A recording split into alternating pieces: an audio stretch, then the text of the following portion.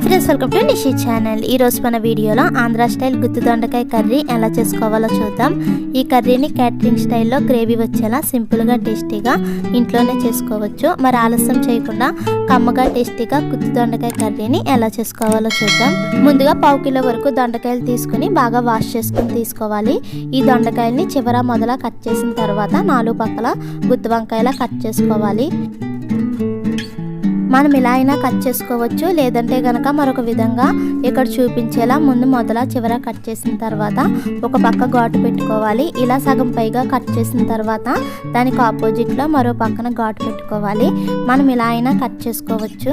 ఇలా దొండకాయలన్నీ కట్ చేసుకుని పక్కన పెట్టుకోవాలి.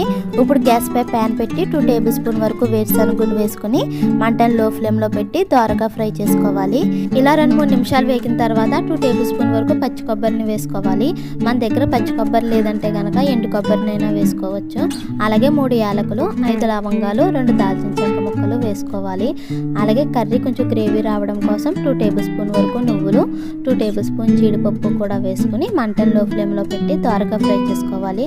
మంటను హై ఫ్లేమ్లో పెట్టి ఫ్రై చేస్తే కనుక నువ్వులు మాడిపోతాయి. అందుకని మంటను లో ఫ్లేమ్లో పెట్టి త్వరగా ఫ్రై చేసుకోవాలి.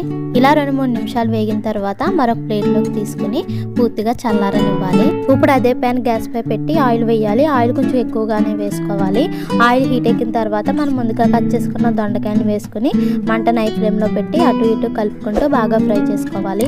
ఇలా ముందే ఫ్రై చేసుకోవడం వల్ల దొండకాయ ఉడికేటప్పుడు బాగా మగ్గుతుంది. అంతేకాకుండా ఈ దొండకాయ పచ్చివాసన రాకుండా ఉంటుంది. అందుకని ముందుగానే ఇలా ఆయిల్లో బాగా ఫ్రై చేసుకోవాలి. ఈ దొండకాయలు ఫ్రై అవ్వడానికి 4-5 నిమిషాలు పడుతుంది కాబట్టి ఇవి ఇలా వేపుకుంటూనే మరో పక్కన మిక్సీ జార్ తీసుకుని మనం ముందుగా ఫ్రై చేసుకున్న మసాలా దినుసులు కూడా వేసుకోవాలి. అలాగే కొన్ని వాటర్ కూడా వేసుకుని మెత్తగా పేస్ట్లా చేసుకోవాలి. మనకి ఎంత మెత్తగా అవుతే అంత మెత్తగా గ్రైండ్ చేసుకుని పక్కన పెట్టుకోవాలి. ఇలా 4-5 నిమిషాలు వేగేసరికి దొండకాయలు కలర్ మారుతాయి. ఇలా కలర్ మారిన తర్వాత ఆయిల్ని సెపరేట్ చేసుకుని మరొక బౌల్లోకి తీసుకోవాలి. ఇలా దొండకాయలు పక్కకు తీసుకున్న తర్వాత ఆయిల్ ఎక్కువగా ఉంటే కనుక పక్కకు తీసుకుని 2 టేబుల్ స్పూన్ వరకు ఆయిల్ ఉంచుకోవాలి. ఈ ఆయిల్లో 1 టేబుల్ స్పూన్ జీలకర్ర, 5 కట్ చేసి పెట్టిన పచ్చిమిర్చి, సన్నగా కట్ చేసి పెట్టిన ఒక ఉల్లిపాయ, కొంచెం కరివేపాకు వేసుకుని బాగా ఫ్రై చేసుకోవాలి. ఇలా దోరగా వేగిన తర్వాత 1 టేబుల్ స్పూన్ అల్లం వెల్లుల్లి పేస్ట్ వేసుకుని పచ్చివాసన పోయేంత వరకు బాగా ఫ్రై చేసుకోవాలి. ఇది కూడా వేగిన తర్వాత ఒక టమాటాని తీసుకుని చిన్న చిన్న ముక్కలుగా కట్ చేసుకుని వేసుకుని సాఫ్ట్గా అయ్యేంత వరకు బాగా ఫ్రై చేసుకోవాలి. ఇలా మెత్తగా ఫ్రై అయిన తర్వాత మనం ముందుగా చేసుకున్న మసాలా పేస్ట్ని వేసుకుని మంటను లో ఫ్లేమ్లో పెట్టుకుని 1-2 నిమిషాల పాటు బాగా వేపుకోవాలి. మనం ముందే అన్ని ఫ్రై చేసి తీసుకున్నాం కాబట్టి ఎక్కువసేపు ఫ్రై చేయాల్సిన అవసరం లేదు. ఇలా 1-2 నిమిషాలు వేగేసరికి ఈ మసాలా పేస్ట్లోంచి ఆయిల్ సెపరేట్ అవుతూ ఉంటుంది.